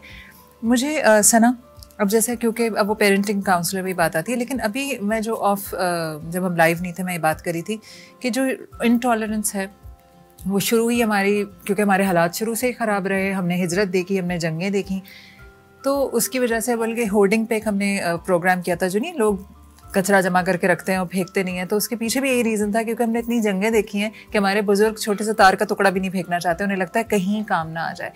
तो ये जो माइंडसेट है हमारा जो डेवलप हो गया है, कहीं ना कहीं इसका पीछे जो रीज़न है वो बहुत ज़्यादा ये पॉलिटिकल इंस्टेबिलिटी के साथ साथ जो हम पर गुजर गया, सालों गुजर गया, वो भी है। And like I was talking earlier कि बिल्कुल deep rooted असर होता है, और ये असर ट्रांसफ़र भी होता है generation to generation, since it's a generational trauma, so it needs to be addressed. पहले ये बता दीजिए नाज़रीन को, जनरेशनल ट्रॉमा होता है। जनरेशनल ट्रॉमा वो होता है जो ट्रॉमा हम अपने डीएनए में और अपने हालात से एब्जॉर्ब करके, स्ट्रेस अपने आप में एब्जॉर्ब करते हैं, और फिर वो हम, जाहिर सी बात है जनरेशन जैसे बढ़ती हैं तो वो आगे ट्रांसफ़र होता जाता है। आपने कहा डीएनए में होता है, तो डीएनए अगर में अपने दादा मेरे स्ट्रेस थे और वो उन्होंने कभी अपने बच्चों से उस स्ट्रेस की बात नहीं की, मगर उनके बच्चे पैदा हुए तो they can carry that stress. Yes, they definitely can. बात नहीं करी या उस चीज़ को एड्रेस नहीं करा, didn't take time out, resolve नहीं करा, तो वो चीज़ ऑब्वियसली आगे ट्रांसफ़र होती है। तो उसके लिए someone will have to take a stand and break the wheel उधर। अब बाज़ औक़ात मैं अपने क्लाइंट्स को ये बोलती हूँ, जब या even as a life coach भी, अगर किसी और के बिहेवियर की कोई मुझसे कंप्लेन करता है कि मैंने तो अच्छा करा लेकिन आगे से ये हो गया, और वो कंप्लेन बढ़ती जाती है, सो एक पॉइंट ऐसा आता है जहाँ मैं उनको बोलती हूँ कि अगर आप एक मिरर के सामने खड़े हों, and I think it goes for everyone, किसी भी रिश्ते की बात कर लें आप, या आप प्रोफेशनली भी बात कर लें, if there is a mirror in front of you और उसमें आपको अपना आप नहीं सही लग रहा, आप देख रहे हैं और आप अपने आप को सही कर रहे हैं, नहीं कर रहे, बट अगर उस मिरर में ही धब्बे हैं, वो मिरर ही मैला है, गंदा है, तो आपको हर चीज़ बुरी लगेगी उसके अंदर, which is why you need to take a stand. आपको टाइम निकालना पड़ेगा कि आप बाकी चीज़ें पीछे छोड़ के एटलीस्ट उसको साफ करें। इसी तरह हमारे भी जो रवैये होते हैं वो रिफ्लेक्शन ही होते हैं, दूसरे का रवैया भी हमें रिफ्लेक्ट कर रहा होता है। अगर अपनी अपनी कैपेसिटी में हम लोग ये सोच लें कि हम किस किस्म का बिहेवियर बाहर दे रहे हैं और फिर वो रिफ्लेक्ट करके हम ही तक आएगा, तो शायद वो चीज़ in the first place start ही ना हो। दूसरी एक बहुत इंपॉर्टेंट बात यह है कि जिस तरह हम इंस्टीट्यूशंस की बात कर रहे थे, लॉ मेकिंग की बात कर रहे थे, अगर आप हमारा करिकुलम देखें अनफॉर्चुनेटली तो वो वही चलता आ रहा है जो हम पढ़ते आ रहे हैं। मेरा ख्याल से मैंने जो पाकिस्तान स्टडीज़ में पढ़ा था तो वो बच्चे कमोबेश वही चीज़ पढ़ रहे होंगे। करिकुलम डेवलपमेंट में आप हिस्ट्री को किस तरह डिफाइन कर रहे हैं, वो नोशंस क्या दे रहे हैं, you need to be very careful about this, because हम वो पढ़ के एक वन साइडेड पिक्चर अपने दिमाग में रखते हैं। मैंने एज अ स्टूडेंट मैंने हिस्ट्री पढ़ी, लेकिन वो अपने सब्जेक्ट के तौर पे पढ़ी, इंटरनेशनल रिलेशंस पढ़ा, डिफरेंट वो पढ़ा, अपने सब्जेक्ट के तौर पे पढ़ी। अनफॉर्चुनेटली मैंने उस चीज़ पे रिसर्च नहीं करी, जो कि मैं एडमिट कर रही हूँ मुझे करनी चाहिए थी, और 80-90% of the students do the same. तो वो एक वन साइडेड पिक्चर देखते हुए, अच्छा हमारे साथ तो ये हुआ, बिल्कुल हुआ होगा जी, बिल्कुल हुआ होगा, विक्टिम मेंटालिटी में मत जाएं। आप थोड़ा सा और आउट ऑफ द बॉक्स जाके भी देखें कि मे बी दूसरों के साथ भी हो सकता है ऐसा हुआ हो, जिस तरह हम एक चीज़ पीछे से कैरी कर रहे हैं, उन्होंने भी ये चीज़ें देखी हो, कैरी करी हो। तो ये करिकुलम में अगर थोड़ा डेवलपमेंट में थोड़ा सा मॉडिफिकेशन हम करें कि हम बच्चों को ये सिखाएं। अब जैसे हम अर्लियर इन द सेट बात कर रहे थे कि हम एक लियाकत अली खान का कोट पढ़ते हैं कि जी 5 उंगलियां बंद हो तो मुक्का बनता है, और वो ज़ाहिर यूनिटी की एक निशानी है। हम बच्चों को पढ़ाते हुए ये भूल जाते हैं कि जो 5 उंगलियां बंद होकर मुक्का बना रही हैं वो सारी एक जैसी उंगलियां नहीं है। आप ना हाथ देखें, सारी उंगलियां मुख्तलिफ हैं। बिल्कुल। तो वही चीज़ मुख्तलिफ क्या क्या है। अब हम एज अ नेशन देखें, रिलीजन हो गया, हमारे जेंडर्स हो गए, एथनिक पीछे हमारे ग्रुप्स हो गए, तो ये सब चीजें मिलकर मुक्का बन रही हैं। लसानियत हो गई। सारे ज़बान बोलने वाले को अपना नहीं मानते, सारे मुसलमान ही मिलके मुक्का नहीं बन रहे। अगर हम पाकिस्तान की बात करें तो उसमें बहुत छोटे छोटे और एथनिक माइनॉरिटीज हैं, डिफरेंट जेंडर्स हैं, सब मिल के बन रहे हैं। तो ये चीज़ अगर हम बच्चों को जब कोड बताएं लियाकत अली खान को, और साथ में ये बताएं कि भाई उनकी मुराद सिर्फ इस चीज़ से नहीं थी, एक पूरी टोटलिटी से थी। तो वो पूरा एक सिनर्जी के तौर पे आप देखेंगे तभी स्ट्रेंथ होगी, अदरवाइज। ब्रिलियंटली सेट सना। और आई होप कि हम ये अंडरस्टैंड कर लें और लियाकत अली खान के इस कोट को हम उस तरह से देखने लगे। बाद हमारा इंटॉलरेंस हमें सोशल मीडिया पे तो बहुत दिखता है, और बहुत दफ़ा सोशल मीडिया पे बहुत यंगस्टर्स बैठे हैं और वो ऐसा ऐसा हेट स्प्यू कर रहे होते हैं कि आप सोचते हैं उनके दिमाग में चल क्या रहा है। तो अब मैं इस पर आऊँगी कि ठीक है, घर में जो हुआ सब हुआ। हमारी यूनिवर्सिटीज़ में तो बड़ा इंक्लूजन वाला माहौल होता है। वाई वी आर स्टिल, मतलब maybe we have failed to raise tolerant. मैं टीचर्स की बात करी, मैं घरों की नहीं बात करी। क्या टीचर्स की अपनी जिम्मेदारियां नहीं निभा पा रहे हैं? वो बिल्कुल नहीं निभा पा रहे, क्योंकि वो भी इसी माशरे का हिस्सा हैं। वो भी उतने ही इंटॉलरेंट चल रहे हैं जितने के कोई और फर्द चल रहा है इन जनरल। क्योंकि हाँ, वो भी इंडिविजुअल्स हैं, वो भी इंसान हैं, वो भी उसी तरह चीज़ों को एब्जॉर्ब करते हैं, रिएक्ट फ्रस्ट्रेटेड ही आ रहे हैं, उतने ही फ्रस्ट्रेटेड आ रहे हैं जितने हम हैं। जी हाँ। तो इस मामले में असातिज़ा, माँ बाप, घर के बड़े, माशरे के बड़े, इन सब की अपनी जिम्मेदारी है। क्योंकि बच्चे तो ऑफ कोर्स जो कर रहे हैं वो कर रहे हैं। जहाँ आपने सोशल मीडिया की बात की, तो वो कंपनीज भी are being run by humans. सही है। वो पहले जो इलॉन मस्क के ट्विटर खरीदने से पहले का था ट्विटर, वो तो बहुत ही ज़्यादा कोई कंट्रोल्ड था, और वहाँ पे उन्होंने वाकई ह्यूमन रिव्यूअर्स बिठाए हुए थे जो कि चीज़ों को देखते थे। द पॉइंट इज कि जब अब वही गॉड लाइक टेक्नोलॉजी की बात हो रही थी कि जो ये इधर मैं बटन दबाऊं और वहाँ पे पूरी दुनिया में उसका मैसेज पहुँच गया, तो ये इसके बहुत ज़्यादा अच्छाइयाँ भी हैं और बुराइयाँ भी हैं। बुराइयाँ ये है कि अगर मैं फ्रस्ट्रेटेड हूँ तो मैं बुराई ही फैलाऊंगा, फ्रस्ट्रेशन फैलाऊंगा, और वो ट्रिकल डाउन होगी। और प्लस सोशल मीडिया के एल्गोरिथम्स इस तरह काम करते हैं कि मैं जो देखना चाहता हूँ, जिस पे मैंने क्लिक किया था, मुझे उसी तरह का कंटेंट मजीद दिखाएगा। हाँ। इसको वही बात कहते हैं कि एकोइंग।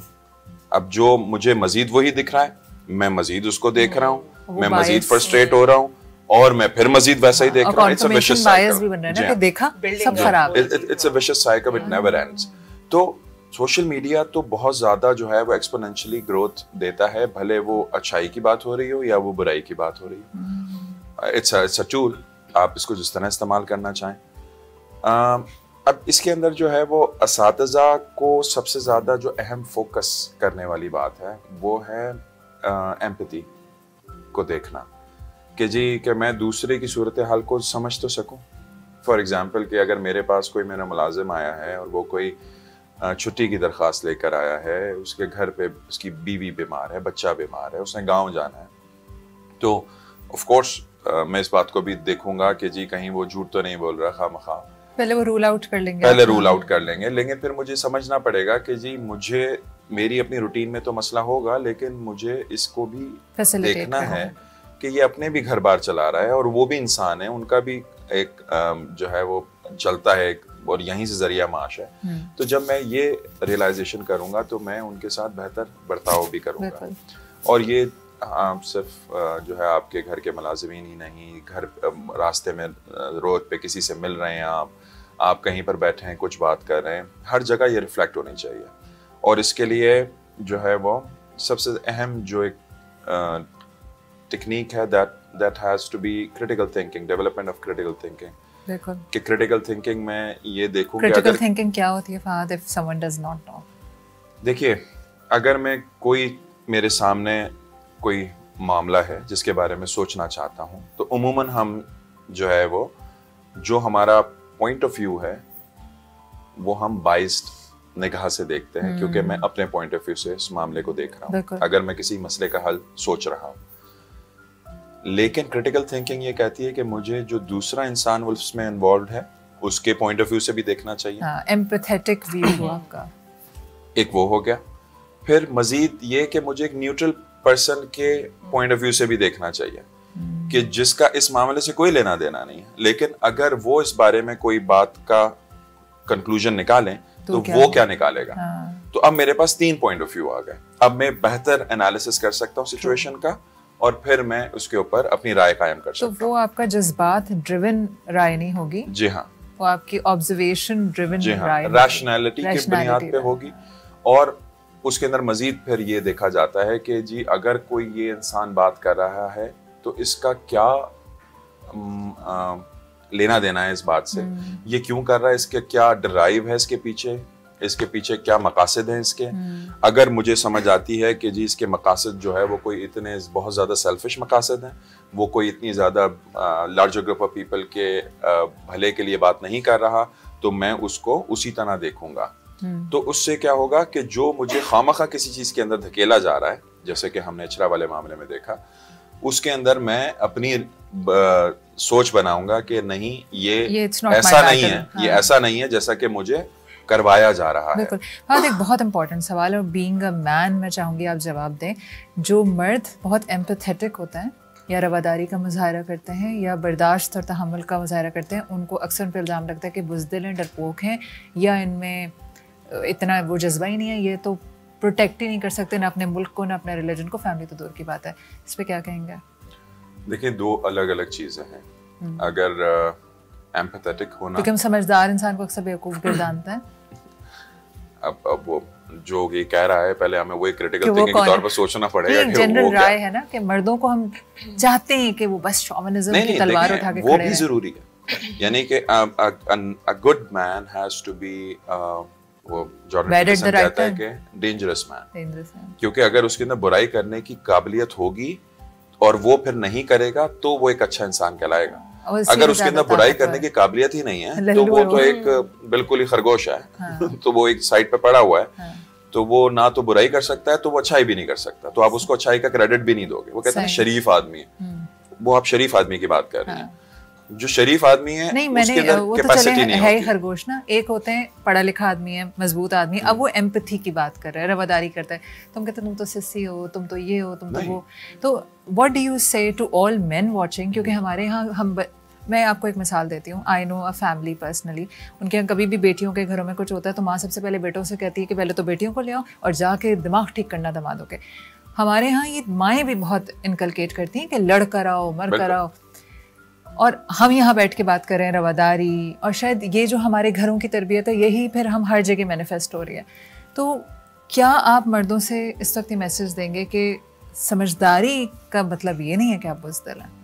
बिल्कुल भी नहीं है, क्योंकि समझदारी का तो मुजाहरा ये होना चाहिए कि जहाँ पर आप मामलात का हल निकालें जो एक बेहतर हल हो, जो कि एक नज़रिए से उसका कंक्लूजन निकाला गया हो और जिसके अंदर सबके लिए कुछ विन विन सिचुएशन हो।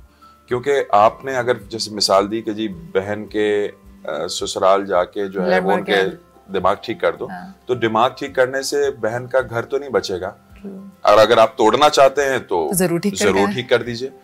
लेकिन मामलात के अंदर वही मैं दोबारा उसी पॉइंट के ऊपर आऊंगा कि you should be dangerous enough कि अगलों को पता चले कि you have the capacity to do harm but you are not doing it, yet you are not doing it, और आप जो है एक बेहतर हल पेश कर रहे हैं, तो फिर लोग उसको एक्सेप्ट कर लेते हैं। क्यों? क्योंकि वो कहते हैं कि जी ये वो जो डेंजरस वाला हार्म था वो ना होने से ये वाला बेहतर है, उनको फौरन रैशनैलिटी में समझ भी आ जाता है। तो प्रैक्टिस करने की जरूरत है। आप प्रैक्टिस करके देखिए, आप एक स्ट्रॉन्ग इंसान आप स्ट्रॉन्ग हो, but strong enough to control your. जी हाँ, और स्ट्रॉन्ग होने के लिए जरूरत इस बात की है कि आप अपने इमोशंस के ऊपर बेहतर कंट्रोल कर सकें। जब आप वो कर सकते हैं, आप एक गोल सेट करके अपनी जिंदगी में आगे बढ़ रहे हैं, तो आपके अंदर वैसे ही आपके अंदर एक चीज पैदा हो जाएगी, वो ऑरा पैदा हो जाएगा जो कि आपको एक स्ट्रॉन्ग शख्स दिखाएगा। बिल्कुल। और फिर जब आप कोई बात करेंगे तो लोग समझेंगे भी, मानेंगे भी। बिल्कुल। अच्छा सना, टुवर्ड्स द एंड अभी जैसे फहद ने बात की कि आपको अपने इमोशंस पे कंट्रोल होना चाहिए, तो फिर हम कंक्लूड तो यही कर रहे हैं कि चाहे माशरे में कुछ भी हो, चाहे जंग हो रही हो, पॉलिटिकल इंस्टेबिलिटी हो, मौशी हालात कुछ भी हैं, जिम्मेदारी इसका मतलब है फ़र्द की ही है। आप किसी भी सिचुएशन में हो, तो अभी फहद ने बड़ी डिटेल में बात की, as a parenting coach and a life coach, एक तो ये बताएं हाउ प्रैक्टिकल इट इज़ कि आप जिम्मेदारियाँ लें, क्या ये मुमकिन है? क्योंकि अक्सर ख़वातीन कहती हैं मैं जिस सिचुएशन में रहती हूँ मेरा दिमाग ऐसे ही रहता है ख़राब। हम बड़ा सुनते हैं ना कि भाई तुम्हें नहीं पता what I am going through. इसी तरह बच्चे कहते हैं कि आपको नहीं पता what I am going through. तो हम हर एक को ये बता रहे होते हैं कि you have no clue what I am going through. लेकिन फहद की बातों से ही समझ आ रहा है कि फिर भी जिम्मेदारी आपकी अपनी है। तो इज इट वर्केबल या क्या करें, मतलब how to break this cycle? नहीं, बिल्कुल ये जिम्मेदारी हमारी है और ये एनाटॉमी से प्रूव हो सकता है, बिकॉज आपका रिएक्शन आपका ब्रेन ही देता है। आप रिसीव जो भी कर रहे हैं वो अलग बात है, लेकिन रिएक्शन देना, उस रिसीव को इंटरप्रेट करना, उस एक्शन को इंटरप्रेट करना जो आपके सामने हो रहा है, और उसके बाद उसका रिसेप्शन देना, आगे से उसका जवाब देना, ये आप ही का अपना एक बॉडी फंक्शन है। तो ये चीज़ एक हद तक कहना हालात के तौर पे, या जिस तरह एम्पैथी की बात हो रही थी, तो वो वहाँ तक समझना बिल्कुल हम मान सकते हैं कि सिंस माहौल ऐसा है, एनवायरनमेंट ऐसा है, हालात ऐसे हैं, या इस तरह का चीज़ें गुजरी हुई हैं, लेकिन उस पर हम रिएक्ट कैसे कर रहे हैं, at the end of the day ये हमारी ही जिम्मेदारी है। और सबसे बड़ी एग्जांपल ये हम उसी जिम्मेदारी से आज तक भागते आ रहे हैं, विच इज़ वाई हमने ये एक नैरेटिव बनाया हुआ है। ये तो नाकाम इंसान की निशानी है ना कि वो अपनी नाकामियों का ब्लेम हमेशा दूसरों को देता है, और हम शायद इसीलिए एज अ कॉम बहुत ज़्यादा कोई प्रोग्रेसिव लोग नहीं हैं। तो आखिरी मैसेज यही है कि जिम्मेदारी हमारी बिल्कुल जिम्मेदारी लें। आप के हालात भी ठीक है एक हद तक समझे जाएंगे, ऐसा नहीं है लोग इतने, वो इंटॉलरेंस की बात हो गई कि इतना इंटॉलरेंट ना हो कि आप किसी के हालात समझे ना। लेकिन अगर आप अपने हालात किसी को समझाना चाह रहे हैं तो पहला स्टेप ये कि आप थोड़ी सी जिम्मेदारी भी उस चीज़ की लें, थोड़ी नहीं बल्कि पूरी जिम्मेदारी उस पूरे एक्शन की लें। और आपके ब्रेन को जवाब उसका आप ही को देना है, तो अब आप डिपेंड करता है कि रिसीव कैसे कर रहे हैं एक चीज़ को, और अपने आप को समझा कैसे रहे हैं, और फिर काम डाउन होके उसका जवाब कैसे दे रहे हैं। For that if you need to seek help, कोई इसमें वो बुरी बात नहीं है। Seek help if you need to talk it out with someone जो आपको लगता है कि आपको मेंटली ग्रो होने में या इमोशनली ग्रो होने में हेल्प कर सकता है, talk it out.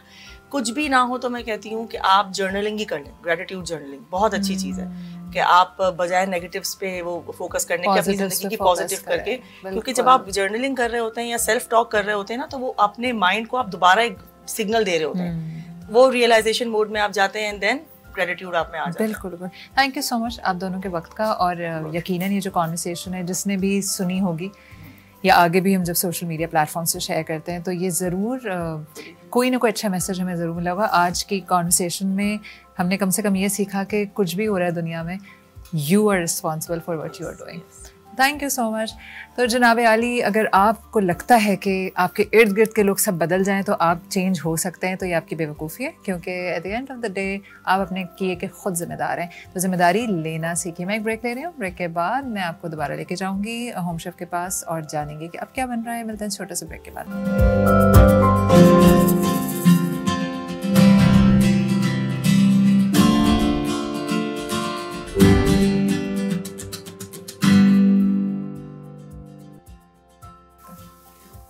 Welcome back after the break. अब मैं आपको लेके जाऊंगी नबीला के पास, और नबीला कुछ बहुत मज़ेदार बना रही है। क्या बन रहा है अभी जानते हैं। जी नबीला, क्या बन रहा है? जी, अब आपके लिए एक मज़ेदार मीठा बन रहा है। अब आपको पता है ठंड है, आजकल सर्दियां हैं, तो ज़बरदस्त किस्म की गाजरें आई हुई हैं, तो अब ये हर घर में बनता है, मगर मैं अपने थोड़े से हिसाब से ज़रा रेसिपी को डिफरेंट करती हूँ कि मुझे अच्छा लगता है चेंज हो कुछ।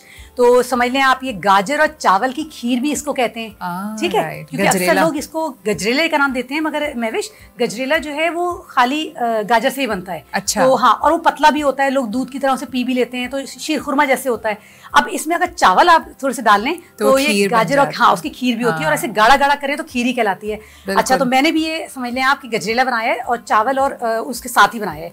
तो मैं आपको ये बता देती हूँ कि अच्छा हाँ, अब मैं आपको एक रेसिपी से पहले एक आपके टॉपिक बड़ा अच्छा आप डिस्कस कर रही थी, अदम बर्दाश्त, तो इस पर तो मैं एक बड़ी मज़े की बात कहना चाहती हूँ कि लोहा अगर नरम हो तो औजार बनता है, और सोना अगर नरम हो तो जेवर बनता है, और मिट्टी अगर नरम हो तो खेत बनता है, और आटा नरम हो तो रोटी बनती है, और आपको पता है इंसान अगर दिल का नरम हो तो इंसान ही बनता है। सही बात है, तो वाकई इंसान बनता है ना, मुकम्मल एक इंसान बनता है ना। बिल्कुल बिल्कुल सही बात। अच्छा, अब ये रेसिपी की तरफ मैं आती हूँ।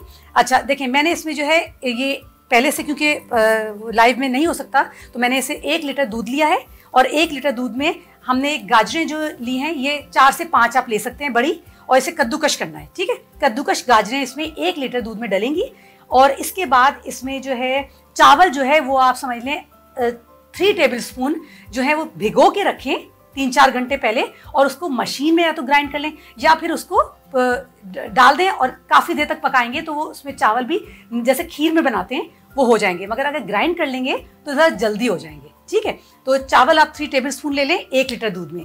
अच्छा, इसमें फिर आप केवड़ा जो होता है या जो अर्क गुलाब होता है वो इसमें आप डालेंगे 1 टीस्पून। ठीक, अच्छा, इसमें खोया जो है वो 1 प्याली आप भर के डाल सकते हैं और बहुत अच्छा टेस्ट आता है। अगर आपके पास खोया नहीं है घर में तो आप इसमें पाउडर का जो दूध आता है वो आप इसमें डालेंगे, वो भी आप चाहें तो 5-6 टेबल स्पून डाल सकते हैं या उससे ज़्यादा भी डाल सकते हैं, क्योंकि वो खोए जैसा टेस्ट देता है। ठीक है, सही। अच्छा, और चीनी जो है वो आप इसमें 5 से 6 टेबल स्पून डाल लें तो सही है। अगर इससे ज़्यादा आप लेते हैं तो ये आपकी अपनी मर्जी है। अच्छा, मैंने क्योंकि इसमें 1 लीटर दूध जो है उसमें गाजरें डाल दी थी, तो ये जो गाजरें हैं ये ज़्यादा है, मगर इसको आप थोड़ा सा अपने हिसाब से बढ़ा भी सकते हैं, ज़्यादा गाढ़ा बनाना है। ठीक है, तो इसमें गाजर डाल दी और इसमें अब जो खोपरा होता है पिसा हुआ वो भी डलेगा बादाम पिस्ते के साथ। अच्छा, पिसा हुआ बादाम पिस्ते के साथ पीस लिया या फिर आपने? नहीं, ये कद्दूकश खोपरा जो आता है, हाँ, पिसा खोपरा आता है। या मैंने वैसे आपको बताऊं, बादाम और किशमिश और इनके साथ जो खोपरे की गरी आती है उसको थोड़ा सा काट के वो भी रखी है। अच्छा, मैं वो भी डालूंगी। राइट, जी हाँ, वो मुझे बहुत पसंद है और वो बहुत मजे की लगती है। हाँ। तो किशमिश के साथ आप इसमें वो डाल लें। कुछ लोग छुआरा भी डालते हैं, मगर मैं छुआरा क्योंकि शीरखुरमे वगैरह में डालती हूँ, इसमें नहीं डालती। बिल्कुल। अच्छा, खोपरा भी आमतौर पे लोग गजरेले में नहीं डालते। जी, मैं डालती हूँ। मुझे बहुत अच्छा लगता है और आप इसका टेस्ट जरा देखें, थोड़ा सा ज्यादा भी डाल लें अगर 3-4 टेबल स्पून तो भी हर्ज नहीं है, बहुत मजे का टेस्ट आता है। जबरदस्त। अच्छा, अभी आपने गाजर उबाल ली है? नहीं, अब आप ये देखिए 1 लीटर दूध में ये मैंने जो गाजर डाली थी कद्दूकश हुई हुई वो अच्छी तरह से। ढक्कन को उस तरफ रख लें ताकि कैमरा में नजर आ जाए। जी, बल्कि मैं आपको इसका ढक्कन हटा के ही दिखा देती हूँ। जी। ये आप दिखाएं, देखें ये जो दूध है ये आप हल्की आंच पे से पकाएंगे अच्छी तरह से। तो अब इसमें गाजर भी डल चुकी है, अब मैं इसमें चीनी और खोया डालूंगी। ठीक है, चावल भी डल चुके हैं और वो मैंने गाजर भी डाल दी है। अब मैं इसमें खोया डालूंगी, तो खोया जो है आप 1 प्याली भी डाल सकते हैं, उससे थोड़ा कम भी डाल सकते हैं, तो टेस्ट जो है बड़ा अच्छा लगता है। खोया नहीं है तो हम खोया नहीं तो आप पाउडर मिल्क जो होता है, सही। वो जो हम चाय में डालते हैं पाउडर्ड मिल्क, हम वो भी डाल सकते हैं ना? बिल्कुल, एग्जैक्टली वही डाल। बल्कि मैं तो हर मीठे में वो इस्तेमाल करती हूँ, जो व्हाइटनर होता है, तो उससे बड़ा अच्छा मुझे भी मेरी देवरानी जो है वो नई टिप्स वगैरह करती रहती हैं, तो उन्होंने मुझे सिखाया। एक दिन मेरे पास खोया घर में नहीं था और कोई मेहमान आ गए, मैंने कहा टी व्हाइटनर डाल दो। जी हाँ, मैंने सेवइयां बनाई और उन्होंने मुझे कहा आप 1 मिनट रुके, मैं जरा एक नया आइडिया करती हूँ। उन्होंने जल्दी से डब्बे का दूध लिया और दम पे सेवइयां रखते वक्त उन्होंने पूरा पाउडर मिल्क जो है तो बिल्कुल खोया बन गया। बिल्कुल, और जब ढक के दम किए तो आप यकीन करें क्या जबरदस्त टेस्ट आया है। अब वो दिन है और आज का दिन है, मैं तो डब्बे का दूध फौरन डाल लेती हूँ अगर मुझे फौरी तौर पे सर्व करना है। बिल्कुल, ठीक है। अच्छा, देखिए अभी मैंने इसे खोया डाला है, इसको आप अच्छी तरह से चलाएंगे और ये समझ लें अच्छी तरह से खुशबू बहुत मजेदार आ रही है। केवड़ा डाल चुकी है? जी हाँ, मैं थोड़ा सा मैंने डाला था, अब मैं इसमें थोड़ा सा और डाल रही हूँ। ठीक है, ये आप 1 टेबल स्पून के करीब डाल सकते हैं। मैंने 1 टीस्पून जो है थोड़ा सा डाल दिया था। आपने कितनी देर पकाया ये? अभी आप ब्रेक में बना रही थी ना? हाँ, ये मैंने चढ़ा दिया था ताकि मैं चाहती थी पहले आपने दूध को बॉयल किया। जी, बॉयल फिर आपने उबलते दूध में इलायची डाल ली या इलायची पाउडर आखिर में डाल ली, ये आपकी मर्जी पर। ठीक है, तो मैंने इलायची के दाने डाले और फिर आपने इसमें गाजर डाली। हाँ, गाजर डाली, इसमें मैंने चावल डाले 2 से 3 टेबल स्पून चावल, और उसके बाद आपने इसको भिगोए हुए पहले से भिगोए हुए पिसे हुए। पिसे हुए, हाँ। अच्छा, और वो भी पक जाते हैं अगर हल्की आंच पे काफी देर पकाएं तो आप हो जाता है। हाँ, वो तो पक जाता है। अच्छा, अब मैं इसकी आंच तेज कर रही हूँ क्योंकि काफी देर से पक रहा था। ठीक है, और इसमें अब मैं चीनी डालूंगी। ठीक, चीनी हम हस्बे जायका। हाँ, कुछ लोग बहुत ज्यादा मीठा लेते हैं, तो मैं तो 5 से 6 टेबल स्पून डालती हूँ 1 लीटर उसमें। ठीक है, सही है, बिल्कुल ठीक है।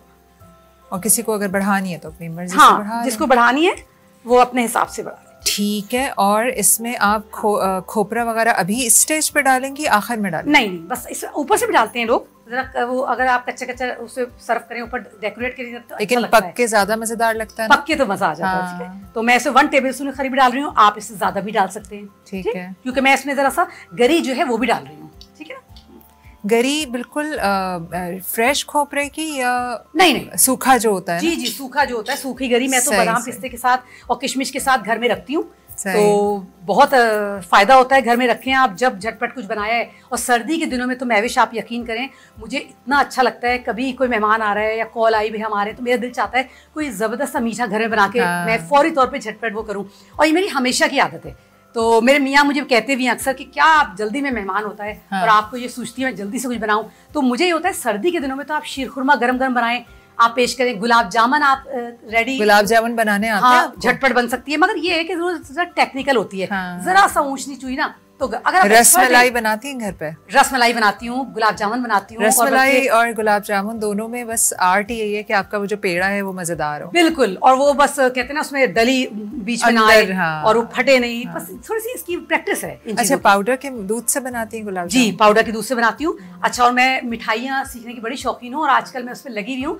आज मेरा इरादा था, बल्कि अगली दफा अगर कभी मौका मिला तो फिर मैं आपको गाजर की मिठाई खिलाऊंगी। गाजर की मिठाई? जी, गाजर की मिठाई। अच्छा, और मैं आपको साथ, आपको पता है मैं टोटके भी बताती रहती हूँ और जो मुझे आते हैं और आजमाए हुए हैं, ठीक है ना, जो आजमाए नहीं होते उस पर बेकार है। अच्छा, अब आप गाजर का सीजन है, आपको चाहिए कुछ अरसे बाद गाजर कि भाई मेरे पास हो और घर में फ्रीज हुई हुई हो या स्टोर हुई हुई हो, तो क्या करें? तो गाजर लें, उसे छीलें, उसके धोकर उसका 4 टुकड़े कर लें। 4 टुकड़े क्या, आप छोटे छोटे छोटे टुकड़े भी कर सकते हैं, गोल गोल भी काट सकते हैं। और उसको करके आप जो है एक पानी बॉईल करें पतीली में, उसमें आप गाजर डालें और उसको हल्का सा ब्लांच कह लें, वो करके आप छान के रख दें और उस पर कपड़ा से, तौलिए से, टॉवल से पोंछें। जब वो बिल्कुल सूख जाए, ड्राई हो जाए, और फिर उसको आप जिपलॉक बैग जो है उसमें करके फ्रीजर में रख दें। बिल्कुल जबरदस्त। आपने लास्ट टाइम वो मिठाई बनाई थी ना खोपरे की, क्या थी वो?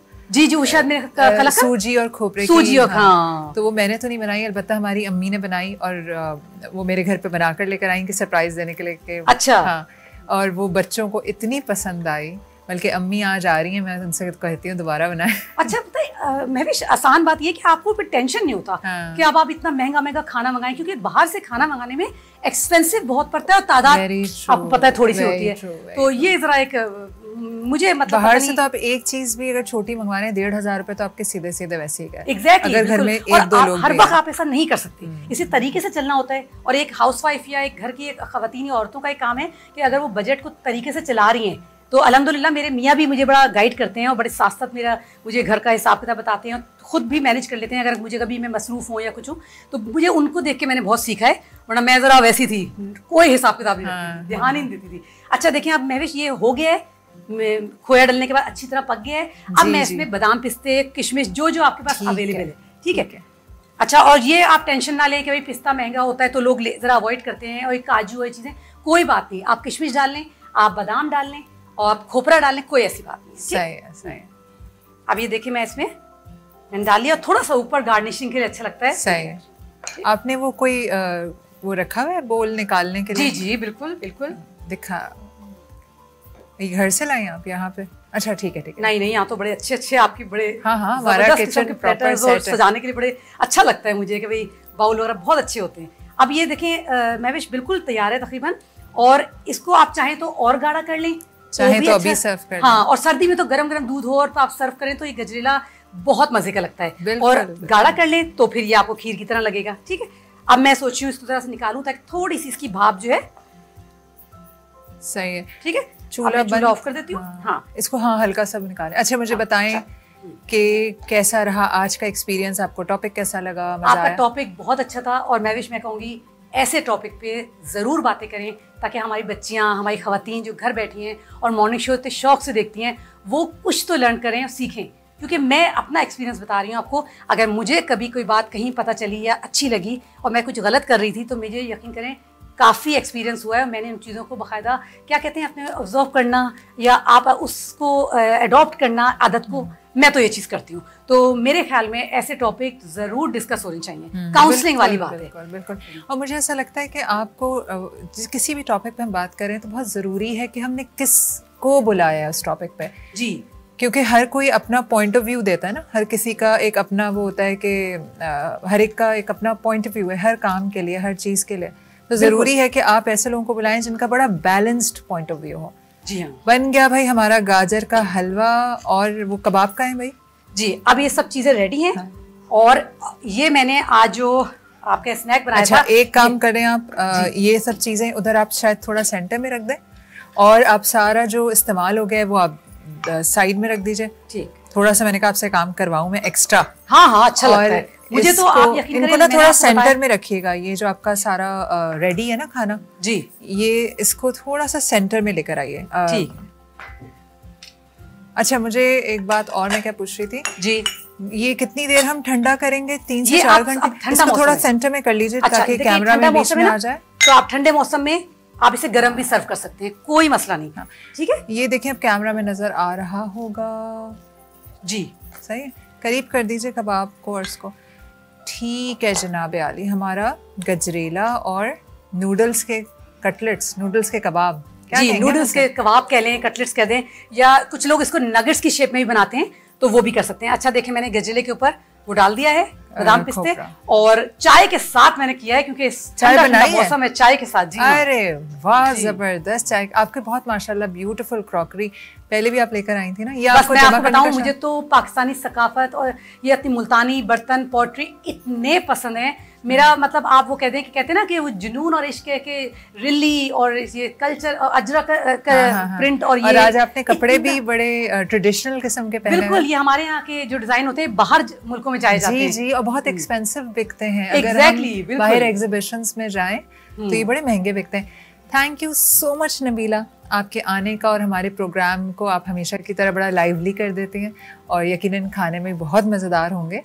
मैं आपका शुक्रिया करूंगी, कि तहे दिल से शुक्रिया करूंगी, और मोहसिन भाई का, सबका, कि आपकी टीम इतनी कोऑपरेटिव है कि जो भी मैं कहूँगी यहाँ कुकिंग करेगा आके, या होम शेफ, क्योंकि एक सर्टिफाइड शेफ और वो बड़ा एक उसका एक कॉन्फिडेंस लेवल अलग होता है। मैं एज अ होम शेफ आगे बढ़ी और मुझे आपके चैनल ने इतना ज़बरदस्त एक प्लेटफॉर्म मैं कहूँगी या एक मौका दिया है कि आई एम फीलिंग प्राउड।